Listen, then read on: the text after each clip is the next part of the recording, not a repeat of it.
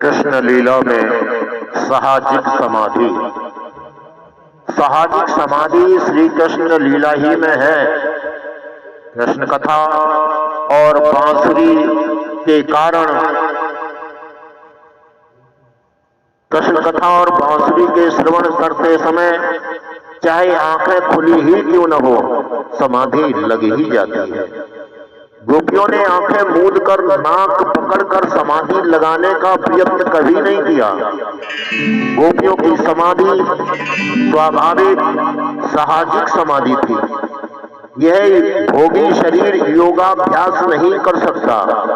भोगी यदि योगी बनने का प्रयत्न करेगा तो रोगी बन जाएगा। योग का सर्वप्रथम साधन है ब्रह्मचर्य। ब्रह्मचर्य के पालन के बिना योग सिद्धि की प्राप्ति का प्रयत्न करने वाला अधोगति के गर्त में गिरता है।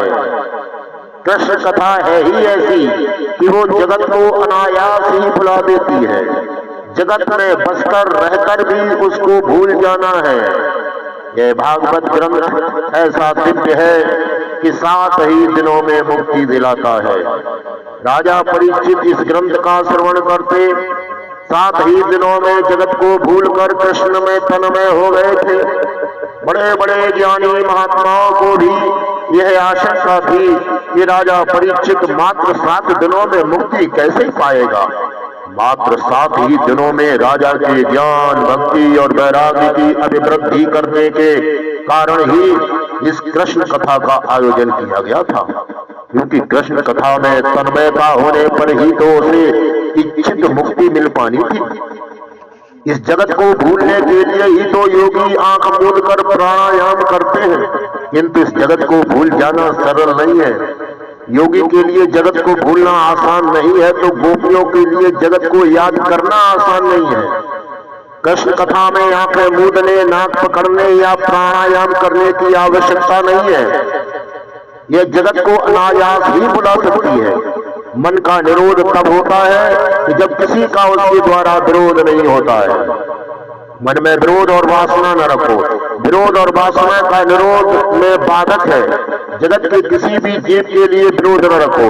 जगत के भोग्य पदार्थों की वासना न रखो। निरोध होने पर अनायास ही मुक्ति मिल जाती है। श्री कृष्ण लीला से अनायास ही मन का निरोध हो जाता है। जगत की विस्मृति और भगवान की अखंड स्मृति ही तो निरोध है। पूतना वासना आंखों में आ बसती है, तो आंखों को कृष्ण की रूप माधुरी में स्थिर करो और कान को कृष्ण कथा से जोड़ दो। यदि यह संसार सुंदर है तो इस सुंदर संसार का निर्माता तो न जाने कितना सुंदर होगा। क्या ऐसा विचार तुम्हारे मन में कभी आया भी है? मनुष्य सौंदर्य दर्शन के लिए कश्मीर जैसे दूर दूर के स्थानों में घूमता रहता है। अजी, वहां क्यों जाते हो? सच्चा सौंदर्य तो अंदर में है, ईश्वर में है। उसे देखने का प्रयत्न करो ना। परमात्मा के किसी भी स्वरूप से तन्मय होने पर मुक्ति मिल सकती है। भागवत का कहना ऐसा है ही नहीं कि मात्र श्री कृष्ण स्वरूप में ही लीन हो जाओ। तुम चाहो जिस रूप में तन्मय हो जाओ। ईश्वर के जिस रूप में तुम्हें श्रद्धा हो उसी को अपनाओ। श्री परमात्मा का कोई भी रूप मुक्तिदाता है। श्री शंकराचार्य जी भी कहते हैं, भगवान के किसी भी रूप में श्रद्धा पूर्वक तन्मय हो जाओ। उसकी अनन्य रूप से भक्ति करो। जिस किसी रूप में संपूर्ण श्रद्धा हो उसकी अनन्य भक्ति करो और अन्य रूपों को उसी का अंश मानकर वंदन करो। इस प्रकार अन्य रूपों में अंशात्मक प्रेम रखने से भक्ति में राग द्वेष नहीं आएगा और वही अनन्य भक्ति होगी। नारी अपने पति के प्रेम अनन्य प्रेम रखती है, फिर भी अपने अन्य सभी कुटुंबी जनों की भी सेवा प्रेम से करती है। अर्थात स्त्री का पति प्रेम अनन्य है और अपने अनन्य रिश्तेदारों के प्रति अंशात्मक प्रेम रखती है। ऐसे अंशात्मक प्रेम से पति प्रेम में कुछ न्यूनता तो होती ही नहीं है। हमें अपने मनपसंद प्रभु प्रेम से, प्रभु रूप से उस नारी की बात ही अनन्य रूप से भक्ति करनी है और साथ ही साथ ईश्वर के अन्य रूपों को भी आदर देना है। श्री कृष्ण अनायास मुक्तिदाता है। मुक्ति आत्मा को नहीं, मन को मिलती है। आत्मा तो नित्य मुक्त है, बंधन मुक्त तो मन को करना है। मन को मुक्ति मिलने के बाद आत्मा मुक्त पने का अनुभव करता है। आत्मा को जब कोई बंधन ही नहीं है तो फिर मुक्ति का प्रश्न ही कैसे पैदा हो सकता है। विषयों का बार बार चिंतन करते रहने के कारण मन उसमें फंस जाता है और बंध जाता है। आत्मा तो परमात्मा का ही अंश है, अतः उसका बंधन तो एक कल्पना मात्र ही है। कोई आत्मा को परमात्मा का अंश मानता है तो कोई इन दोनों को एक मानता है। कुछ लोग आत्मा परमात्मा में अंश अंशी का भाव मानते हैं। जीव ईश्वर का अंश है। भगवान ने गीता में कहा, ममेवांशो जीव लोके। इस सूत्र की व्याख्या करते हुए श्रीमद् शंकराचार्य जी ने कहा है, अंश एव जीव। आत्मा ईश्वर का अंश जैसा है, अंश नहीं। जीव ईश्वर का अंश हो नहीं सकता, ईश्वर से टुकड़े नहीं हो सकते। हाँ, परमात्मा और आत्मा एक है। शंकर स्वामी ने कहा है, ईश्वरत्व में से कोई अंश विभक्त नहीं हो सकता। घड़े में समाया हुआ आकाश और बाहर का व्यापक आकाश एक ही तो है, फिर भी घट की उपाधि के कारण अंश अंशी भाव का आभास होता है। इसी तरह परमात्मा और जीव एक होते हुए भी अलग अलग दिखाई देते हैं। यदि गुलाब के फूल की एक पंखुड़ी अब काट दे तो वो फूल अखंड नहीं रहेगा, फूल का स्वरूप भंग हो जाएगा, क्योंकि ईश्वर नित्य होने के कारण ये तो अखंड ही रहेंगे।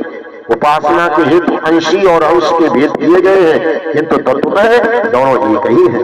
व्यवहार में अंश अंशी भिन्न हो सकते हैं, तत्वतः नहीं। सागर बिंदुओं से बनता है, सागर से बिंदु नहीं। बिंदु सागर नहीं है, जीव ईश्वर रूप है। रामानुजाचार्य आदि संतों के अनुसार परमात्मा अंशी है और आत्मा अंश। कुछ आचार्यों के अनुसार जीव मुक्तावस्था में अंशी है और आबद्धावस्था में अंश। अंश अंशी के भेद को मानते हुए भी वे दोनों को एक ही मानते हैं।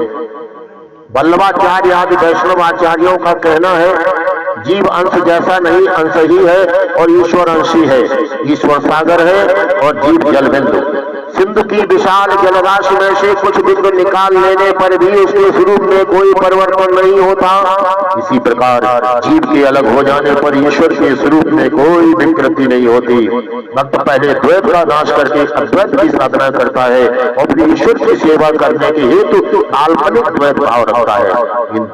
ये दोनों सिद्धांत सच्चे कहे जा सकते हैं। साधक को चाहिए कि इन सिद्धांतों को खंडन मंडन के पचड़े में न फंसे, मन को चाहे सो मानकर आगे बढ़ते जाओ। यदि जीव ईश्वर का अंश है तो माया उसे कैसे बांध पाती है। माया न तो सत्य है और न असत्य। जब तक हम स्वप्न से जगे नहीं तब तक वो सत्य ही होता है, जगने के बाद स्वप्न असत्य हो जाता है। इसी प्रकार जब तक हम माया से आवृत हैं तब तक माया सत्य होती है और माया के छिन्न भिन्न होते ही यह असत्य सिद्ध हो जाती है। माया जीव को भरमा सकती है, रुला नहीं सकती। जीवात्मा का कोई भी बंधन नहीं होता, वो तो मुक्त ही है। मन को ही बंधन है। मन के बंधन अज्ञान के कारण आत्मा मान लेती है कि वो भी बंधी हुई है। अज्ञान के कारण जीव मान लेता है कि उसे किसी ने बांध लिया है। ईश्वर अंश जीव अविनाशी, चेतन अमल सहज सुख राशि। सो माया मत भयो गुसाई, बंध्यो पीठ मरकट की नाही। लोग कहते हैं मेरा मन बिगड़ा, मेरा मन फंस गया। कोई ऐसा नहीं कहता कि मैं बिगड़ गया हूँ, मेरी आत्मा भ्रष्ट हो गई है। अरे आत्मा तो मन का दृष्टा है, साक्षी है। मन की कोई स्वतंत्र सत्ता नहीं है। आत्मा के आदेशानुसार उसे काम करना पड़ता है। मन नपुंसक है, वो विषयों में फंसकर सुखी दुखी होता है, किंतु आत्मा आरोप अपने पर करता है। तुलसीदास जी ने एक दृष्टांत दिया है। वानरों को पकड़ने के लिए शिकारी ने एक युक्ति की। वन में जिस वृक्ष पर वानर हो उसके नीचे एक छोटे से मुंह वाले घड़े में चने भर के रख देता था। वानर अपने दोनों हाथों से चने निकालने का प्रयत्न करते थे, किंतु मुट्ठी में चने होने के कारण हाथ घड़े से निकाल नहीं पाते थे। वे मान लेते थे किसी भूत ने घड़े में छिपकर उनके हाथ पकड़ लिए हैं। वास्तव में न तो किसी भूत ने हाथ पकड़े ही नहीं। यदि मुट्ठी खोल देते तो हाथ बाहर निकल सकते थे। संसार भी एक वैसा ही घड़ा है। सांसारिक विषय है चने और मन है वानर। मन अहंता वश विषयों को अपनी मुट्ठी में बंद किए रहता है, फिर भी मानता है कि किसी ने बांध लिया है। विषयों को ममता अहम की मुट्ठी से मन ने पकड़ रखा है और स्वयं ही छोड़ नहीं रहा है। जीव का बंधन बानर के जैसा ही है। इन दोनों का बंधन अज्ञान मूलक है। अज्ञान का नाश होने पर बंधन रहता नहीं। अज्ञान की उपाधि दूर होते ही परमात्मा और आत्मा एक हो जाते हैं। माया ने सांसारिक घड़े में विषयों के चने भर दिए हैं समझ बूझकर। यदि विषय रूपी चनों को छोड़ दिया जाए तो फिर मुक्ति ही है। अपने पुत्र के घर भी पुत्र का जन्म हुआ, फिर भी बूढ़ा घर छोड़कर वृंदावन या काशीवास करना नहीं चाहता। पहले तो वो कहता था कि अपने पुत्र के विवाह हो जाने पर मैं गृह त्याग करूंगा। अब वो कहता है कि मेरा छोटा पुत्र मुझे जाने नहीं देता। काशी वृंदावन में सेवा चाकरी भी कौन करेगा। इधर बूढ़े के पुत्र सोचते हैं कि यदि बूढ़ा वृंदावन चला गया तो उसकी पेंशन की रकम से हाथ धोना पड़ेगा, क्योंकि वो वही मंगा लेगा। वहां वो सारी रकम साधु संतों में लुटा देगा। यदि यहाँ घर में ही वो रहे तो रकम में ही खर्च होती रहेगी, रकम घर में ही खर्च होती रहेगी। बाजार से साग सब्जी भी लाएगा, हमारे बच्चों की देखभाल करेगा, और हम यदि रात को सिनेमा देखने जाएं तो घर भी तो संभालेगा। इस तरह बूढ़ा और उसके बच्चे एक दूसरे को छोड़ते नहीं है। दोनों की अपनी अपनी वासना है, अपने अपने स्वार्थ है। मन यदि विषयों में से हटकर ईश्वर का चिंतन करने लगे तो मुक्ति मिलती ही है। देहाध्यास छूटा और भक्ति ब्रह्माकार हुई तो मुक्ति ही है। विषयों का चिंतन करने वाला मन अशुद्ध है, विषयों का चिंतन त्यागने वाला मन शुद्ध है। अनादिकाल से विषयों का चिंतन करते रहने की मन को आदत सी हो गई है। यदि यही मन श्री कृष्ण कथा का चिंतन श्रवण मनन करने लगे तो विषयों का विचार करने की आदत छूट सकती है। इंद्रियों के स्वामी है श्री कृष्ण।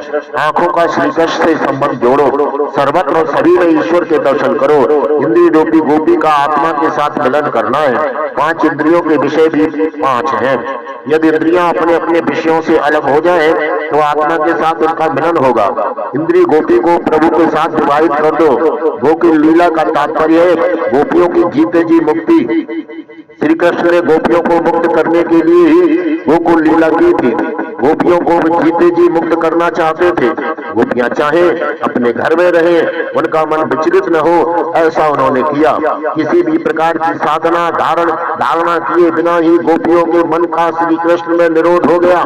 गोपियों ने भक्ति मार्ग का आचरण किया था। महाप्रभु जी कहते हैं मुझे नया कुछ भी कहना नहीं है, मैं तो गोपियों का मार्ग ही बतलाता हूँ। लौकिक रूप के तत्व जितनी आसक्ति है उतनी यदि भगवान में हो जाए तो संसार के बंधन छूट जाएंगे। श्री कृष्ण का सौंदर्य ही ऐसा है कि उसे देखने के बाद जगत का सौंदर्य सुहाता ही नहीं है। श्री कृष्ण अति सुंदर है, जगत सुंदर है, ऐसा मानने से काम दृष्टि पैदा होती है। श्री कृष्ण कथा में तन्मयता अनायास ही हो जाती है। परमात्मा हमारी सभी इंद्रियों को विषय में से हटाकर अपनी ओर आकर्षित कर लेते हैं। जिसका मन मनोहर है उसी के घर का माखन कन्हैया ग्रहण करता है। भगवान से हमेशा प्रार्थना करते रहो, नाथ मेरे मन को जल पदार्थों से हटाकर अपनी ओर आकर्षित कर दीजिए। मन को तभी शांति मिलती है जबकि वो ईश्वर में स्थिर होता है। वेदांती मन को अर्धचेतन और अर्ध जड़ मानते हैं। संकल्प करने से मन हजारों मील दूर पहुंच जाएगा। मन का जब भी लय होगा जल पदार्थ में नहीं, ईश्वरी में ही लय होगा। वस्तु सजाती वस्तु में ही घुल मिल सकती है। दूध में मिश्री मिल जाती है, पत्थर नहीं। संसार के सभी पदार्थ नाशवान है। जो क्षण क्षण सड़ रहा है, क्षीण होता जा रहा है, वही संसार है। यह मन ईश्वर में ही जाकर विलीन हो सकता है, अन्य किसी पदार्थ में नहीं। हे नाथ मेरा मन सदा तुम्हीं में लगा रहे। ईश्वर से मन का दूर होना ही बंधन है। ईश्वर के चरणों में मन रहना मुक्ति है। मन ईश्वर से दूर हो जाएगा तो बिगड़ जाएगा। भगवान की लीला का यही तात्पर्य है। गोपियां अपने मन में श्री कृष्ण को हमेशा बसाए रख कर ही घर गृहस्थी निभाती रहती थी।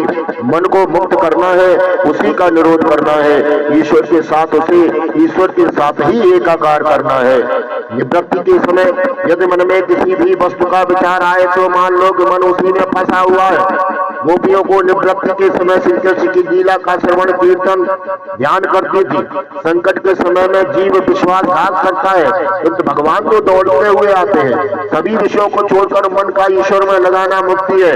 मन में अनायास प्रभु स्मरण के लिए यह निरोध लीला है। दशम स्कंद की कृष्ण लीला जगत का विस्मरण और प्रभु का अखंड विस्मरण कराती है। गोपियां सारे जगत को भूलकर मात्र कृष्ण को याद करती हैं। इसी हेतु यह कृष्ण लीला है। कृष्ण लीला में मन को लगा देने से जगत भुलाया जा सकेगा। सभी चाहे कहीं भी हो, मन को गोकुल वृंदावन में बसाए रहो। जो मरकर जिए और जीकर मरे वही सच्चा सूर है। जो मरकर जीता है वो मुक्ति पाता है। मृत्यु की मृत्यु ही तो मुक्ति है। गोपियां घर का कामकाज करते हुए भी कृष्ण में ऐसी लीन हो जाती थी कि न करने जैसा काम भी कर बैठती थी। चूल्हे में लकड़ी के साथ साथ बेलन जला देती थी। हे काल धक्के देकर निकाले और हमें रोते हुए संसार छोड़ना पड़े, इसकी अपेक्षा समय पर सावधान होकर समझ बूझकर जंजाल से मुक्त होना श्रेष्ठ है। बुद्धि परमात्मा को पकड़ नहीं पाती। नायमात्मा प्रवचनेन लभ्यो न मे ध्यान बहुना सुतेन यमय देश दुर्ते तेन लभ्यस्तस्यैष आत्मा विभ्रते तनुष्याम। परमात्मा न तो वेदांत ढंग से मिलते हैं और न शास्त्र श्रवण या बुद्धि चातुर्य से। आत्मा जिस पुरुष पर कृपा करता है उसी को उसकी प्राप्ति होती है, अथवा जो उसे प्राप्त करना चाहता है उसे वो मिलता है। परमात्मा जिसे अपना मानकर अपनाते हैं उसी को वो मिलते हैं। अब आगे दामोदर लीला की बात की आएगी। परमात्मा श्री कृष्ण परम प्रेम के स्वरूप है। सामान्य प्रेम और परम प्रेम में अंतर है। पुत्र पत्नी माता पिता आदि के साथ जो प्रेम है वो सामान्य है। जगत के सभी पदार्थ और जीवों के प्रति जो निस्वार्थ प्रेम होता है वो है परम प्रेम। ये बड़ा अयोग्य है, अपात्र है। वो मन से आंखों से हमेशा पाप करता रहता है, फिर भी ईश्वर को उससे प्रेम ही करते हैं। ईश्वर जीव से प्रेम करते हैं, उस पर प्रेम बरसाते हैं और उससे प्रेम की ही अपेक्षा करते हैं। वे प्रेम से ही वश में हो सकते हैं, वे धन से वश में नहीं होंगे, क्योंकि वे स्वयं लक्ष्मीपति हैं। जब शारीरिक बल, द्रव्य बल, ज्ञान बल आदि सब हार जाते हैं तब प्रेम बल ही जीतता है। प्रेम बल सर्वश्रेष्ठ है। प्रेम बल परमात्मा को वश में करने का साधन है। कुछ लोग पूछते हैं, भाई परमात्मा से प्रेम किस प्रकार किया जा सकता है? घर के लोग हमें सुख सुविधा देते हैं, अतः हम उनसे प्रेम करते हैं। उसी प्रकार मान लो कि परमात्मा की कृपा से ही हम सुखी हैं। उनके नाम का बार बार स्मरण करोगे तो उनसे प्रेम हो जाएगा। यदि भगवान की इच्छा से तुम्हारी इच्छा भिन्न होगी तो प्रभु के साथ प्रेम नहीं हो पाएगा। अपनी इच्छा का त्याग करो और भगवान की इच्छा को ही अपनी इच्छा बना लो। वैष्णव अपनी इच्छा को भगवान की इच्छा के साथ एक रूप करके उसमें लीन हो जाता है। महात्मा प्रभु को प्रेम से जीत लेते हैं। जीव पूर्णतः प्रेम करने लगे तो भगवान वश में हो जाते हैं। ऐसी प्रेम कथा का ही इस दामोदर लीला में वर्णन है। भागवत में जहाँ जहाँ एकदा शब्द का प्रयोग किया गया है वहाँ कोई न कोई विशिष्ट प्रसंग है। 9वें अध्याय के आरंभ में भी एकदा शब्द था। परीक्षित कृष्ण कथा से अभी तृप्त हुए ही नहीं है, वे अब भी बड़े विस्तार से सुनने की प्रार्थना कर रहे हैं। सुखदेव जी वर्णन करते हैं, राजन अब आगे सुनिए। गोपियों ने कन्हैया का नाम माखन चोर रख लिया तो यशोदा को ये बात अखरने लगी। वो अपने लाला से आग्रह करने लगी कि बाहर का नहीं घर का ही माखन खाना चाहिए। कन्हैया कहता है, मैं यदि घर का माखन खाने लगूं तो घर में माखन घट जाएगा। मैं तो बाहर से कमा कर ही खाना चाहता हूँ।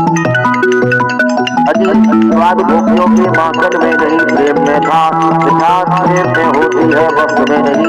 यशोदा जी ने सोचा घर का कामकाज और नौकर संभालते हैं, इसीलिए शायद लाला को घर का माखन पसंद नहीं है, माखन की चोरी करता रहता है। आज मैं स्वयं सभी मंथन करके माखन बनाकर उसे खिलाऊंगी और तृप्त करूंगी। रामायण में कहा गया है कि राजा दशरथ चक्रवर्ती सम्राट थे और सेवकों की उनके यहाँ कोई कमी नहीं थी। फिर भी महारानी कौशल्या अपने हाथों ही भोजन बनाती थी।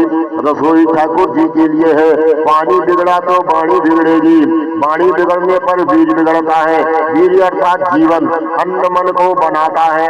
आपको जिसके चरित्र में पूर्णतः विश्वास न हो उसे अपने रसोई में कभी न आने दीजिए, और यदि वो रसोई में आ भी जाए तो अन्न जल दूषित होने न दे। लेना। एक दिन सभी नौकर घर के अन्य कार्यों में जुटे हुए थे, तो यशोदा ने अपने ही हाथों दधि बंधन करके माखन बनाकर लाला को खिलाने की बात सोची। मेरा लाला फिर कभी बाहर का माखन खाने की इच्छा नहीं करे, ऐसी उनकी चेष्टा थी। प्रातः काल में स्नानादि कार्यों से निवृत्त होकर पीला वस्त्र पहनकर यशोदा जी दधि बंधन के काम में लग गई। यशोदा जी कन्हैया के लिए ये कर रही थी, तो इस काम में भक्ति भी मिली हुई थी। हमें प्रत्येक व्यवहार को भक्ति में बनाना है।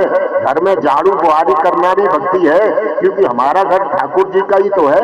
यदि घर में कहीं कूड़ा करकट होगा तो ठाकुर जी अप्रसन्न हो जाएंगे। भोजन बनाते समय भी सोचा जाए कि ठाकुर जी खाना खा रहे हैं, भोजन बनाना भी तो भक्ति है।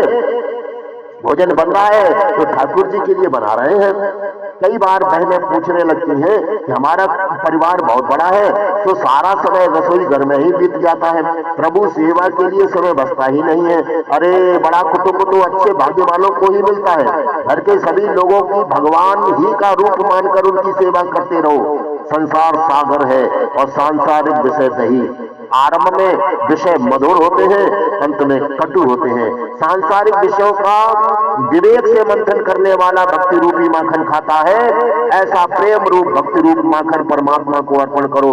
परमात्मा प्रेम के सिवाय और कुछ भी नहीं मांगते।